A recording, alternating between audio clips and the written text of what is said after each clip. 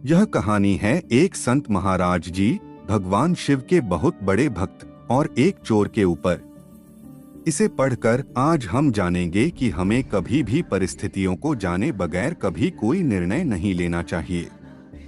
एक गांव में एक संत महाराज जी रहते थे जो बहुत ही महान शिव भक्त थे। सभी से प्रेम करते थे और हर समय नमः शिवाय के जप में ही लगे रहते थे। संत महाराज जी अपने शिष्यों के साथ एक छोटी सी कुटिया में रहते थे और उनके पास अपना सिर्फ एक कीमती कंबल था। वो कंबल भी उन्हें उनके श्रद्धालुओं ने ही भेंट किया था, जो वे बहुत ही प्रेम से इस्तेमाल करते थे। एक रात एक चोर उन संत जी की कुटिया में दबे पाव आया और वह कीमती कंबल चुरा कर ले गया। कुछ दिनों बाद एक दिन संत जी बाजार से गुजर रहे थे कि उन्होंने वहां फटे पुराने कपड़ों में एक व्यक्ति को उनका वही कीमती कंबल एक दुकानदार को बेचते हुए देखा, तो वे वहां रुक गए। दुकानदार को उस गरीब के फटे पुराने कपड़े देखकर उस पर शक जुआ और वो बोला कि भाई, ये कंबल कहीं चोरी का तो नहीं?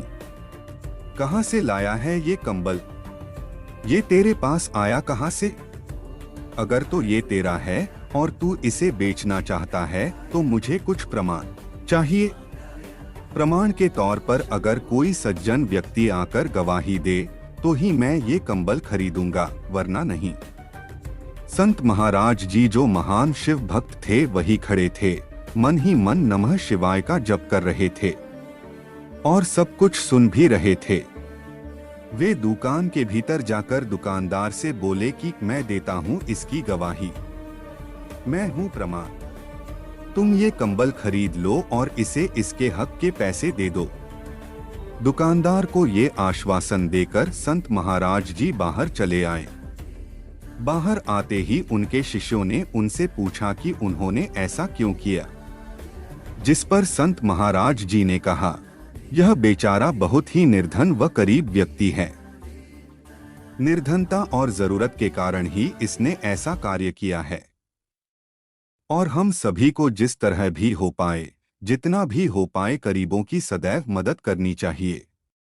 संत जी के ऐसे वचन सुनकर वह चोर उनके पांव में गिर पड़ा और उसने संत जी से वादा किया कि अब से वह कभी भी चोरी नहीं करेगा। दोस्तों, इस कहानी से हमें यह सीख मिलती है कि कभी भी जीवन में कोई भी निर्णय लेने से पूर्व हमें दोनों तरफ की परिस्थितियों को सही से जान लेना व समझ लेना चाहिए।